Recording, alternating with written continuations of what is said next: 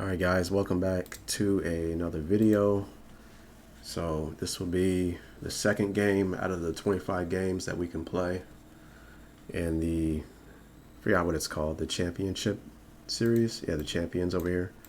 So the first game, I believe I recently dropped that one in regards to a bunch abuser, and in that game we won 24-21, but my defense really shined in that video. Despite me giving up 21 points, I really, well, go watch that video if you want to watch that. But really good defense in that game. We won 24-21, and now we are in the second game out of the 25. YTH-Wavy. This is his roster here, or at least their top 3 players. I don't know how they orchestrate that. And I think we get into some interesting stuff in this video. So I think I'm going to fast forward through most of this stuff, and hopefully we get into something interesting here. He was playing cover 0 in those first couple of plays, and he went to single high cover 3. So I want you to know I've expanded in my offense. I run 3 different formations now. I've only went over 1 formation. So I have single back doubles flex, I have gun spread Y slot, and then I have spread. Okay, and expanding the offense has made my offense that much more efficient. So hopefully I get into more videos about that. But I don't necessarily think guys are interested in my offensive scheme per se. I think you're more so, maybe more interested into the concept side of things. So, if people are more interested in the actual scheme, then maybe I'll make videos sooner on the actual scheme.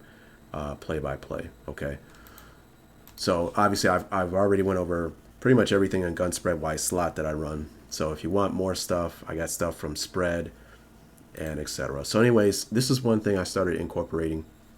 So in single back doubles flex, I have sometimes I will have something else in these slots, but recently I've been leaving blunt dive and changing this guy to HB stretch to have 2 separate run plays, because I run no huddle. And I will play spread or gun spread Y slot with the same personnel, and then audible to this formation if I see something that I want to attack. So I wanted to audible to HB stretch. And here's something that I also incorporated. Usually I would just run the stretch right or left. But what I've done recently is I will motion my X all the way across, and the reaction that I get from the defense kind of dictates what I will do. Okay, if this guy runs with him, okay, then I will let the wide receiver set, and then I will make my decision on what I want to do, whether I want to run right or run left. However, if we get a situation like this, to where he doesn't run all the way across with the receiver, well, you see what happens. That inbox defender widens out, I guess, to cover down on the receiver. Okay, but what that does for us is it it helps us out in the box, right? Because originally you had 6 in the box, but now because you motion out of there, now you have 5 in the box. If we draw a line down the center here, 1, 2, 3, 3 in the box, and we're just gonna wide stretch this over here. And I snap the ball right when he passes the tight end, so he can have leverage on getting that back. So this has been a beautiful play for me. I will only get 1 yard in here because I made the wrong decision in cutting it upfield, but I went right back to it, and you'll see the benefits of it. This time I decided, what, I'm not going to cut upfield. I'm just going to take it out wide the way I was supposed to. And of course I have Mr. Edgerrin James taking care of business, getting us a first down. So obviously if you're going to run something like that, you have to balance that out. You can't make that motion there, and then when you run that motion, you're always running HB stretch. So I was thinking, I got to develop something to where I can have, here I did something as well. You got to have something to where when you have that motion, well, now we're not running that run play. He actually sets, and then we have a passing play. So we motion into trips with a reduced split over here, and now we have something to balance it out. And I created something later on in the game on the fly. So that's just me expanding my offense, and that's what I think you need to do as an offense. You need to expand, create, and have things that balance out with the same type of look. So here's another thing. I audible to this trip set with HB dive or HB blunt or whatever. And I've noticed, there's different things you can do when you motion receivers to, incorporate in the running game. I noticed when I motion him and I snap the ball, he will actually run like a cross to give, it kind of gives the illusion that we might be handing it off on a wide receiver jet type deal, right? So I thought that was pretty cool.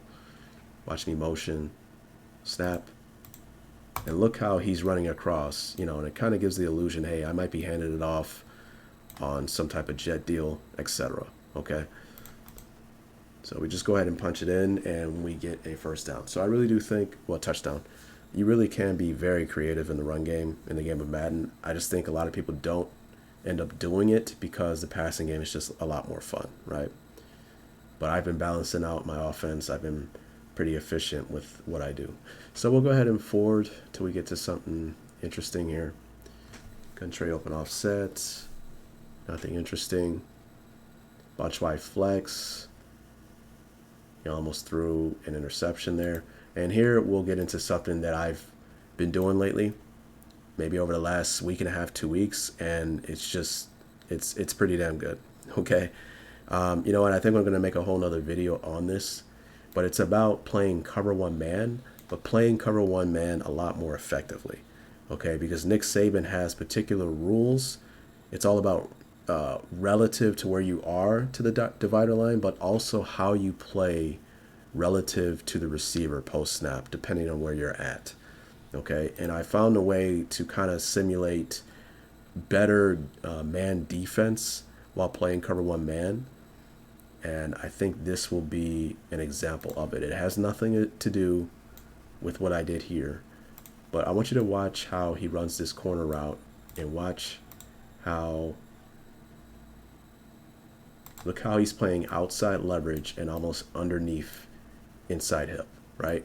This is like perfect man coverage against this route from the split.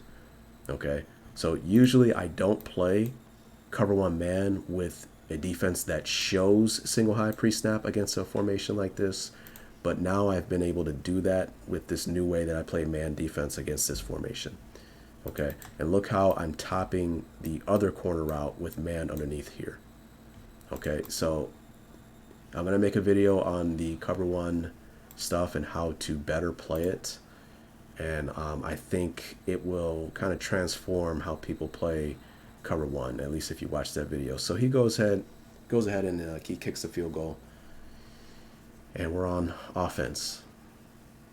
Don't remember what happened here. This looks like a soft box. Oh, okay. So, so right, I know what's going to happen here. Notice how, why don't I go back? Okay, I'm always, especially manageable downs, like 1st and 10, right? If it's 1st and 20, it's a different story, right? But we're in a manageable down, obviously. And I'm always paying attention to defensive alignment, okay? I'm making my decision on what I want to do. And, I think it's called cover down, right? Cover down is this guy's relation to the slot receiver. So he has a full cover down here. So what would be, I don't know if they call it a no cover down, but exactly what happens here. You'll see what happens. And when he moves them away, now we don't have a cover down on this receiver, right? This is poor defensive alignment. He moved him inside. And why did he move him inside? It's because I've been punishing him with the run, right? And he's getting sick and tired of it. So now he's removing a full cover down into the box to strengthen the run. The problem with that is, well, now you don't have a cover down on this receiver, and we can attack you in a number of different ways. We can run some RPOs, right? Can you imagine if we were to just go block this guy, and then you flare out, and we throw an RPO, right? Obviously fake the run, and throw it out there. Now, even if we were to snap the ball, and it's just a direct pass, theoretically, this guy would be the closest to making a play on it, but, he's out leveraged to the flat. So if you just go block him and we get you the ball, we can hopefully turn upfield. Okay. Another thing you can do is where you, like a smoke, and then you go and get this guy, right? So we fake the the run to hold this guy, and then we throw out here, and then you turn upfield, right? Closest to make a play would be these two players, but the run would kind of play on this, right? Now, I went through all that to say I'm not going to even do none of those. How about a new route concept? I don't want to say new, but something that I've incorporated, and then it's the double out concept. What you're going to see me do is turn him into an out and turn him into an out. Okay? Now, you will almost, I want to say almost never see this in the NFL. And the reason why that is because in the NFL, you're not going to get what you see here. You're not going to get a no cover down on this receiver. You may get like a halfway cover down or someone here, right? Okay, but you're never going to get something where they just move the guy way over here to where there's just no one on the guy. Almost never. I don't want to say never, okay? But it's just not going to be as likely. And this double out concept is really good against this look. So if you don't get this a lot in the NFL, you're not going to get like a double out concept. It's basically what I'm getting at, okay? But I think you can run this in Madden because you get a lot of players who do stuff like this, okay? Am I thinking on this? I started doing this maybe 3 days ago because, you know, you will see this a lot when you run spread, okay? If you run spread, you will get players who will do stuff like this because they're tired of you running the ball once you spread them out. And what it allows us to do is post snap, what we're going to do is we're just going to key this guy, okay? If he decides to play up at all, then we just throw the outer out, right? Because if he drives up, who's going to be able to impact this throw? There's no way in hell this guy can make it. There's no way in hell he can make it. You're actually going to see this in this play. I think he's running some type of cover 3, and he will try to trigger down. But he's out leveraged to the flat 100%. He can never make that, right? But you may say, okay, well, what if he plays cover 2 zone? And I've gotten that, where they will actually trigger down on like a flat. Well, then you throw the second out, right? And you can throw that completely unafraid of this player driving on the ball because he's playing outside of the out. And you throw that pass, and it's just there because theoretically the second defender in should not be able to impact this throw because, again, they are not covering down on the second receiver. They're too far inside. Okay? So, man, thinking about it now, if this was like real life, I would throw in a play action with this. They had a Madden game where any passing play, like if it was just a regular passing play, you can turn it into play action by pressing like triangle and then like X or something like that. And yes, it was a drop back pass, but it would change into play action. You can kind of change it whenever you want, right? So it kind of irritates me where they have something in the game and then they take it out. So I just can't stand these developers. They're kind of the worst. I don't mean to complain, but you know, they really get on my nerves, right? Why would you take something like that out of the game, right? Because what I would do with something like this is I would throw play action with this, right? We have the double out concept and we add play action to where we fake like we're handing off the ball to kind of hold this guy even more. And the whole time we're just looking at him, right? You go upfield, we throw the outer out. You drive on the outer out, we throw the second out, right? And just completely unafraid of this guy making a play on the ball, even if it was a complete drop back pass, but even more so with the play action holding him in the box, right? So enough about that. That's just something you can throw, another double route concept you can throw into your game when they are not properly like covering down on the second receiver. And obviously in Madden, you know, it's not realistic. Okay, so you may get some times where this guy just warps outside like light speed and is able to cover that out. Okay, but I want you to understand, like when I make videos like this, I'm really just throwing a lot of concept stuff at you because that's something that will sit with you forever, right? So whenever they get the game right and they're not able to do unrealistic things, you will be so far ahead of the game that any opponent that plays you that aligns improperly, you will just torch them all game. And there's just nothing that they can do, right? So anyways, we snap the ball, and I'm looking at this guy, and when I see him kind of open up like that, I'm already looking to throw this guy. So we throw it right away. Look how the safety was running the entire time to make it, but he could just never make it. We did all that for a 5-yard play, but that's an extension of the run. That's why I said to make sure you do that on manageable downs. And it's just like an extension of the run. And guys will get pissed off when you're just jabbing them to death, right? So here's where I'm like, you know what? I gotta add a flare to balance out that motion with the stretch, right? So this was my plan, to pick a play like this, motion him, and I was thinking, okay, what route concept can I make to kind of make this make more sense? This is the first time I did it, and I turned him into an out. And my idea here was to just, in the end, looking at it, just a progression where we just go from 1, maybe to 2 to 3, okay? And here we will see the disadvantages of progression read plays. So obviously you have progression read plays, and then you have pre-snap, post-snap read type plays. Okay, post-snap, pre-snap, post-snap read stuff plays is where, you know, you snap the ball, you're reading the defense pre-snap, and then post-snap, you're like looking at a particular defender who will dictate where you go with the ball, right? So maybe you're running the, I don't know, a curl flat play, and you're reading the curl flat.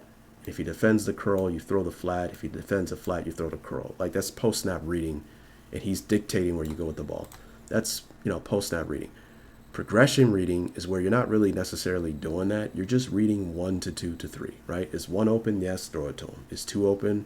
Is 1 open? No. Then you look at 2. Then you look at 3, right? You just go through the progression, okay? And one of the disadvantages of progression reading is you can leave big plays out on the field. And what I mean by that is, you're going to see that right here. Okay, so remember, Harrison on the little out is our 1, right? And when I see that, I'm like, all right, throw it to him. Okay, but here's the problem with progression reading. We left a very big play out on the field. Okay, yes, he's open, but had we have waited, okay, drag. So this play is my first time running the play, and I'm going to definitely incorporate this because the drag and the out holds the hook and curl flat defenders, and the window in the second level for this deep in, it was just wide open, right? So we left a big play out on the field because we're looking to throw, again, he's open, so we got to throw it to him, right? That's one of the advantages of post-snap, pre-snap reading, okay? If we incorporate that into a system, well, then you're not really leaving out big plays on the field if you make the right decision, right? Because you're always looking for, you know, big plays if it's wide open, right? And you'll see it here. He would have popped wide open. You see how he drove kind of on this underneath drag. He's sitting in no man's land, and that deep go pattern holds the deep middle safety. That is just wide open.